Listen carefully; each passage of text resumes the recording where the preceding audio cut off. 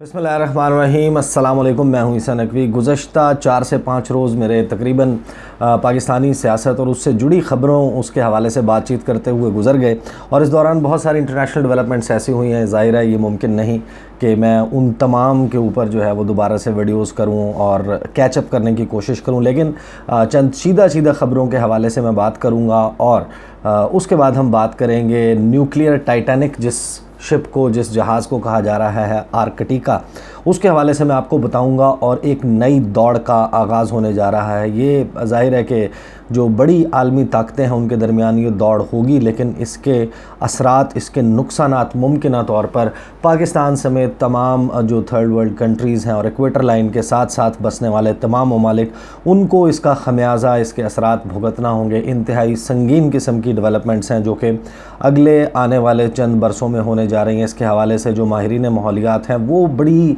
सख्ती के साथ ख़बरदार कर रहे हैं। इस स्टोरी के ऊपर towards the latter part of मैं वीडियो बात करूँगा और इंतहाई इम्पॉर्टेंट डेवलपमेंट है। ख़ास तौर पर बहुत सारे लोग जो कि आलमी डेवलपमेंट्स पर में दिलचस्पी रखते हैं, उस पर नज़र रखते हैं, उनके लिए यकीनन ख़ासी दिलचस्पी का सबब होगी ये ख़बर।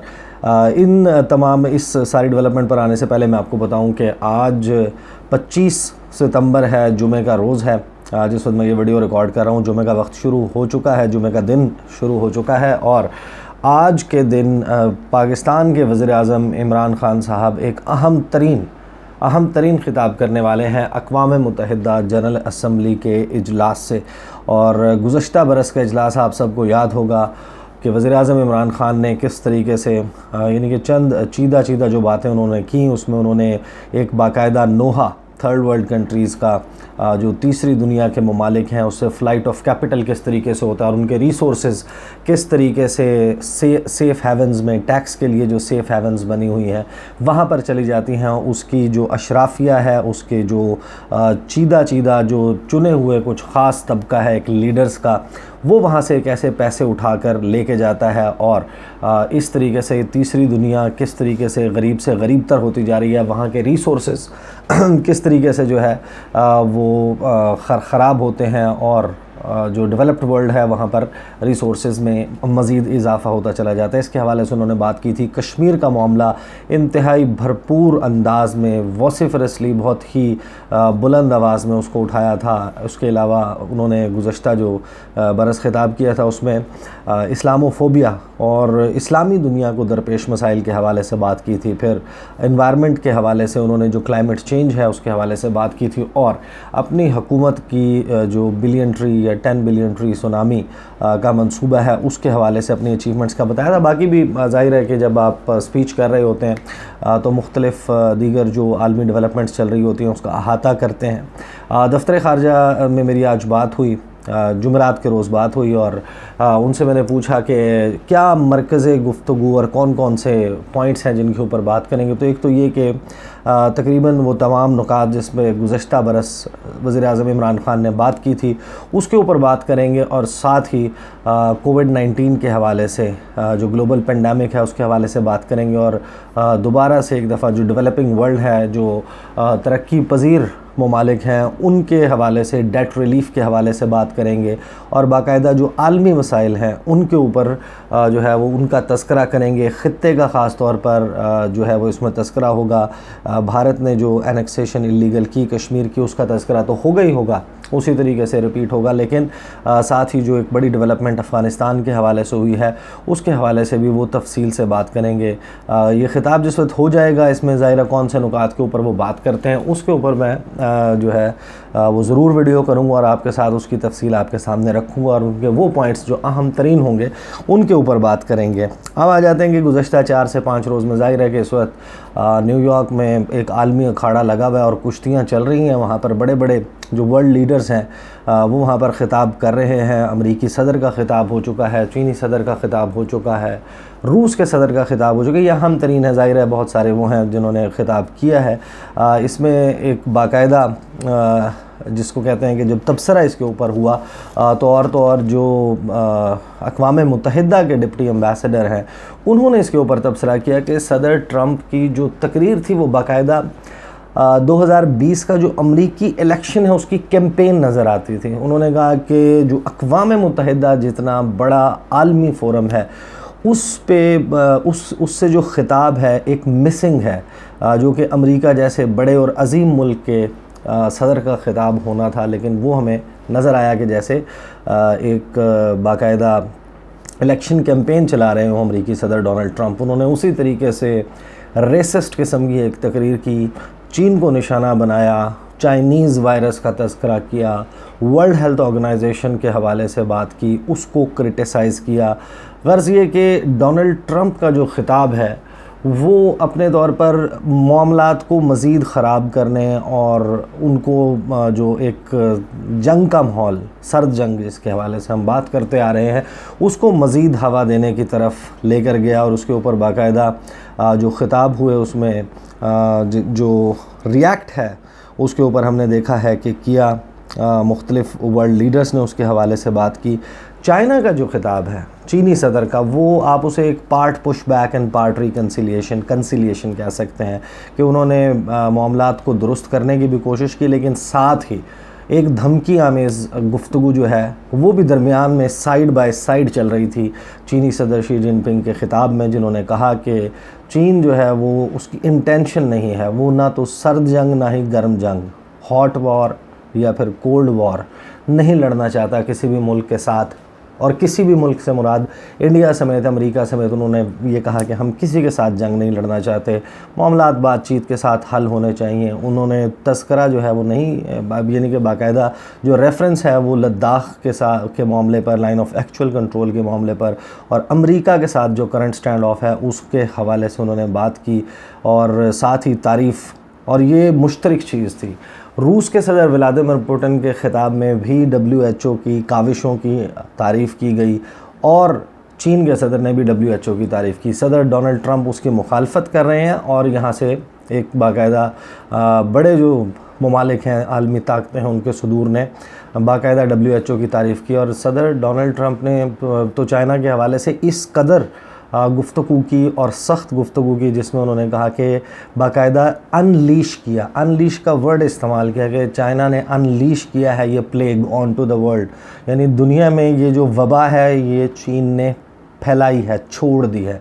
जिसके जवाब में चीन का जो प्रिलिमिनरी रद्द-ए-अमल आप कह सकते हैं वो ये था कि जो अमरीकी सदर हैं वो पॉलिटिकल वायरस और अमेरिका जो है वो एक सियासी वायरस फैला रहा है अक़वाम मुत्तहिदा में। खैर, ये मैंने कहा कि ज़रा हल्का सा मैं आपके साथ शेयर कर दूं कि आलमी मंजरनामे के ऊपर इस वक्त जो है वो क्या मसाइल और किस किस्म की जो है वो डेवलपमेंट्स चल रही हैं। और भी बहुत सारी डेवलपमेंट्स हुई हैं, लेकिन अब क्योंकि 4 से 5 रोज़ उनको गुजर चुके हैं तो उनको मैं रिपीट नहीं करूँगा। लेकिन एक ख़बर एटलीस्ट मेरी नज़र से नहीं गुजरी कि पाकिस्तानी मीडिया ने इसको कवर किया हो, लेकिन बहुत इंपॉर्टेंट डेवलपमेंट है। इसका तज़किरा रूस के सदर व्लादिमीर पुतिन ने अपने ख़िताब के दौरान जो है वो उसका तज़किरा भी किया। और साथ ही अब ये it's officially known, everybody nose कि रूस ने बाकायदा एक नई दौड़ का आगाज़ कर दिया है जो कुतुब शुमाली है, नॉर्थ पोल, आर्कटिक रीजन। ज़ाहिर है पूरी आप लोगों को मालूम होगा एक कुतुब जुनूबी है दुनिया का, अंटार्कटिका वो बर्र आज़म है।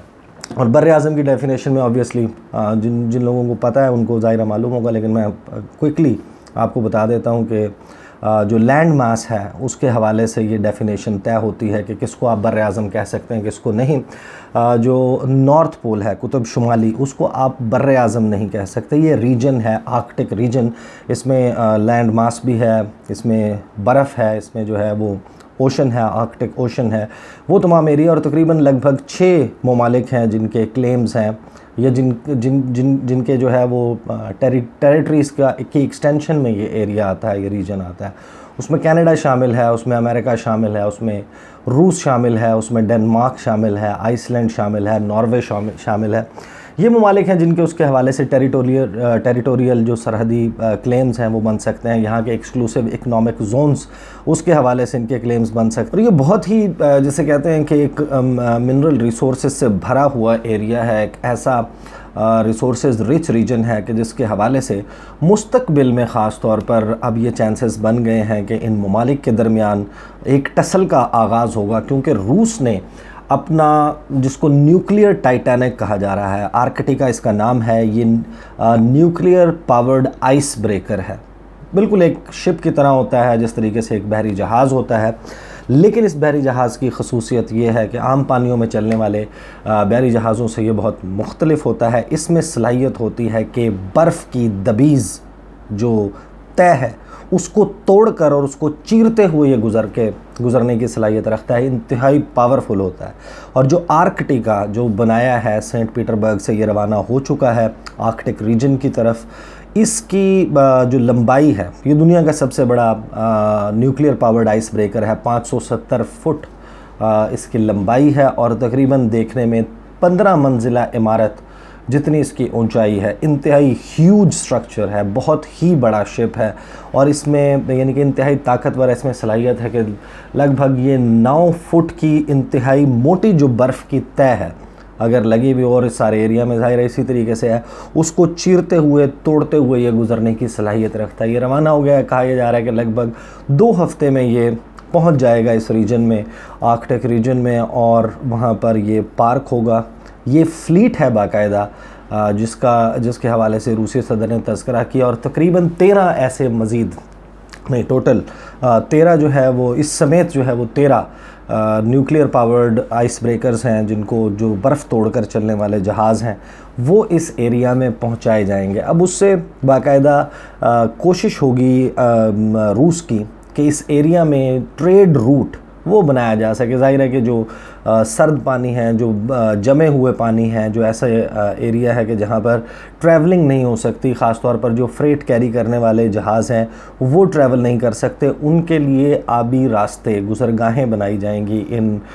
इस फ्लीट के ज़रिए वो रास्ता खोला जाएगा, बर्फ़ को खोला जाएगा, और एक पाथ बाकायदा, जिस तरीके से एक रोड होती है, इसी तरीके से एक स्पेसिफ़िक पाथ क्रिएट किया जाएगा आर्कटिक ओशन में, जो कि एशिया और यूरोप के दरमियान तजारत, बहरी रास्ते से तजारत करने के लिए अब ये अज़ाइम हैं बाकायदा रूस के। अब इसमें ज़ाहिर है कि इसको कन्फ्रंटेशन का सामना हो सकता है आर्कटिक रीजन के ऊपर। जितने भी आर्कटिक नेशंस हैं, 6 ममालिक हैं जिसका मैंने तज़किरा किया, वो एक इसके ऊपर ज़ाहिर है कि अपने अपने उनके क्लेम्स भी हैं इस एरिया के हवाले से। वो भी कोशिश करेंगे कि किसी तरीके से मैच करने की कोशिश करें इन रशियन एफ़र्ट्स को। रशिया अगर इन एक्सक्लूसिव इकनॉमिक जोन्स के ऊपर गलबा कर देता है, 2007 में एक मरतबा का यानी कि ऐसा हुआ था 2007 में, जिस वक्त रूस ने एक एक्सपेडिशन किया इस एरिया में, और वहाँ पर जाकर बाकायदा नॉर्थ पोल पर रूस का एक झंडा लगाया गया 2007 में। और जो आइस ब्रेकर है ये भी कोई पहला आइस ब्रेकर नहीं, 1972 में पहली मरतबा सोवियत एरा में एक आइस ब्रेकर, बर्फ़ जो है उसको चीर कर चलने वाला जहाज़, उसको तोड़ कर चलने वाला जहाज़ बनाया गया था। उसका नाम भी आर्कटिका था, उसके नाम पर ही इस जहाज़ का नाम रखा गया। ये एक ऐसी डेवलपमेंट, और उसके हवाले से अब ये कहा जा रहा है कि चीन भी इस रेस में शामिल हो चुका है, और चीन ने भी अब आइस ब्रेकर्स बनाना शुरू कर दिए हैं। और लामोहला जिस वक्त ये सारा मामला शुरू होगा तो चीन भी इस रेस में शामिल होगा कि किसी तरीके से नॉर्थ पोल के ऊपर भी पहुंचा जाए। जितनी बड़ी नेशंस हैं और बड़ी बड़ी ताकतें हैं जो इस रीजन में मौजूद हैं, इस ग्लोब के इस एरिया पे, दुनिया के इस ख़ित्ते में, वो सारी कोशिश करेंगी कि इसके जो रिसोर्सेज हैं, यानी कि लगभग 412 बिलियन बैरल के रिज़र्व्स कहा जाता है कि यहाँ पर हैं, जो कि 22% है दुनिया के अनडिस्कवर्ड, जो गैर दरियाफ्त शुदा गैस और तेल के ज़खायर हैं। इंतहाई इम्पॉर्टेंट डेवलपमेंट है। इसकी वजह से जो एनवायरमेंटलिस्ट्स हैं वो ये कह रहे हैं कि इसकी जो जिसको कहते हैं कि एनवायरमेंटल इम्पैक्ट असेसमेंट, वो नहीं की गई कि इस तमाम एक्टिविटी के नतीजे में जो माहौलियात है और इस दुनिया का माहौल है उसके ऊपर क्या असरात होंगे, ग्लोबल वार्मिंग में कितना ये एडिशन जो है वो कर सकता है। इसकी वजह से मुख्तलिफ जो दीगर दुनिया में ग्लेशियर्स हैं और माहौलियात हैं उसके ऊपर क्या असर पड़ेगा। उसके पिघलने का जो सिलसिला है वो तो तेज़ नहीं हो जाएगा, बारिशें तो नहीं ज़्यादा हो जाएंगी, और इस एनवायरमेंटल जो एक्टिविटी है इसका नतीजा आखिरकार क्या निकलेगा। जिस वक्त तक ये इम्पैक्ट असेसमेंट नहीं कर ली जाती उस वक्त तक रूस को ये नहीं करना चाहिए था।